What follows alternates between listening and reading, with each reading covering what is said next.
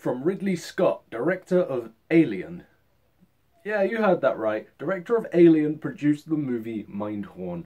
And I gotta say, I was quite excited to see this movie. When I saw the trailer, it really reminded me of Alan Partridge, Alpha Papa, and I'm a huge Alan Partridge fan. I love this movie, so naturally, I was excited to see this. It looked very similar in terms of humour, and turns out, yeah, it was pretty similar, and the plot was pretty similar too, but it was never too similar that it felt like the same movie, so that was good. But what I just really enjoyed about Mindhorn is just the humour of it all. You know, it starts off in the 80s with this really cheesy action show that's like a rip-off of Knight Rider and stuff like that. And automatically I was like, yeah, this is pretty good. It feels exactly like Garth Marenghi's Dark Place.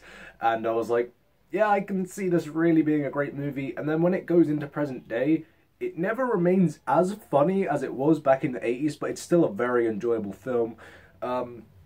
And I had a lot of fun watching Mindhorn. I expected to laugh a few more times, but I'm not saying that it wasn't laugh out loud, because some parts of it were very, very funny, and I was like crying with laughter at certain points.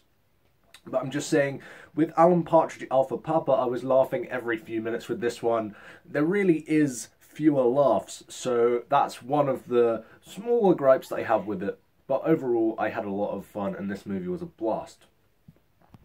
So the plot is that Julian Barratt, who you may know from The Mighty Boosh, which is another very funny show, plays an actor called Richard Thorncroft, who is way past his prime now. Back in the 80s, he was a huge star, but his co-star, played by Steve Coogan, is now in his own spin-off called Windjammer, which has become way more successful than Mindhorn ever was, and he is stuck in a rut.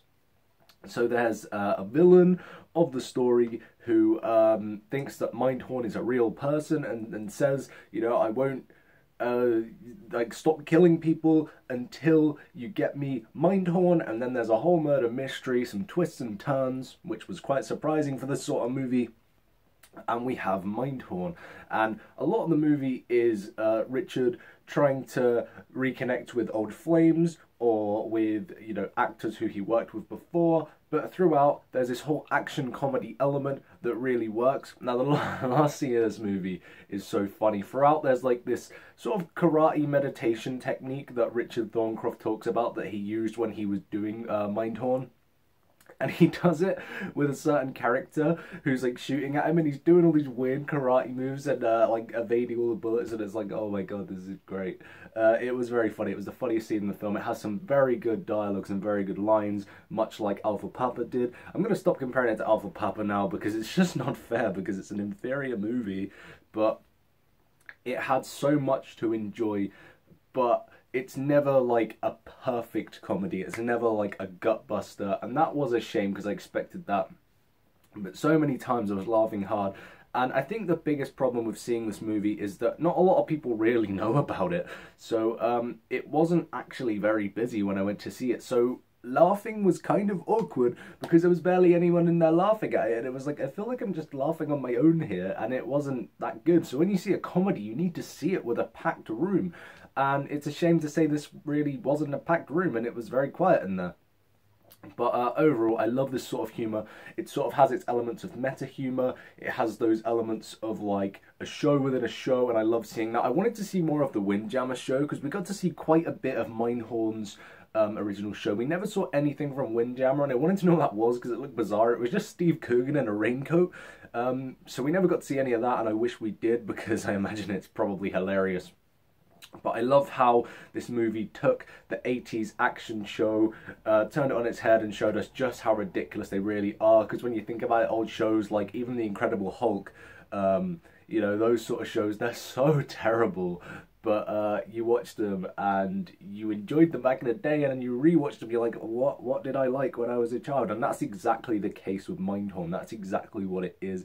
You know, he does all these ridiculous things like rolling over a car bonnet, and he has this stuntman. The stuntman was very funny. He was like Dutch, I think. I can't remember his name. And he had his assistant as well, this chubby, hilarious guy who's like the typical funny fat man in a movie. But in this movie, he was so funny. He was probably my favourite character. He had the funniest lines. There's like this drug trip sequence where they're in a caravan, and it's hilarious. The visuals of it as well. And it was nice seeing the Isle of Man on film, because I don't think we've seen it properly like as the Isle of Man, because every time it's like a different location because it's a nice location, but you never have a movie where it actually takes place in the Isle of Man. So it's nice to see the Isle of Man playing a big part in this movie. It was surprising, and that was good. But I guess that's British comedy at its finest. They'll just take the stupidest places and the stupidest situations and throw you into them. So, you know, as a British comedy, this works. I really enjoyed Mindhorn, and I do recommend people go and see it.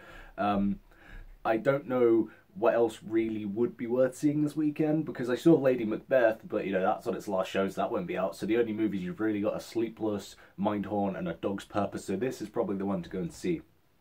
So if you've seen Mindhorn, comment below, let me know what you thought about it. Did you enjoy it? Did you think the humour was hit or miss, or both?